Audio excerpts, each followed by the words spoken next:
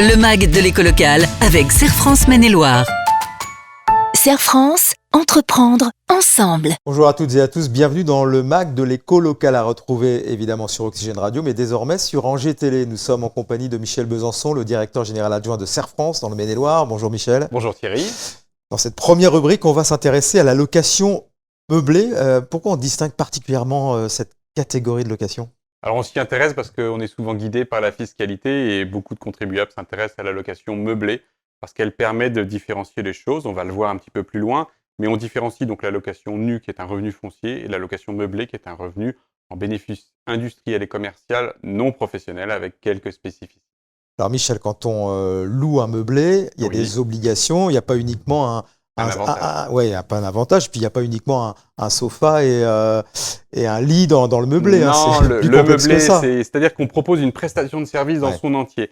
C'est-à-dire qu'on propose un logement, mais qui est totalement équipé. Donc effectivement, il y a le sofa, il y a le lit, mais on va jusqu'à la literie, les couverts. C'est-à-dire qu'une personne arrive, pose ses habits et peut occuper le bien et y vivre totalement. Donc il y a quelques obligations bien à respecter. C'est très réglementé. Sinon, on n'est pas dans une location meublée.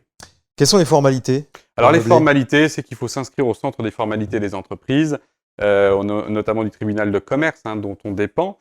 Donc l'inscription doit intervenir 15 jours avant le début de la location. Donc ça veut dire qu'il faut anticiper. Ce n'est pas une fois qu'on a mis en œuvre son locataire qu'il faut se déclarer, c'est avant. Au niveau des impôts, qui réceptionne la demande ? Alors c'est là où c'est un peu le parcours du combattant. Ça peut dépendre. Si on a un seul bien qui n'est pas son logement principal, c'est le logement en question. Si on commence à avoir plusieurs biens, c'est le bien qui dégage le plus de revenus ou éventuellement l'habitation principale. Donc, si vous n'avez qu'un seul bien, c'est assez facile. Quand vous commencez à en avoir plusieurs, il faut commencer à se poser la question du lieu de rattachement.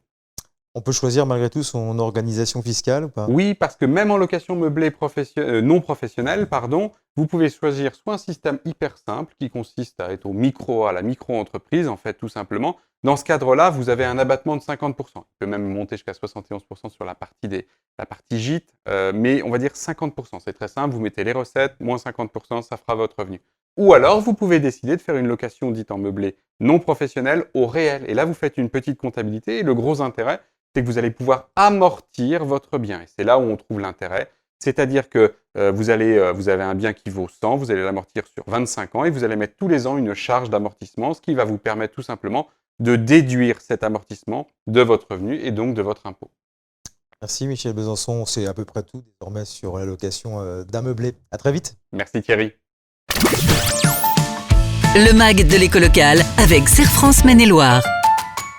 Serre France, entreprendre ensemble.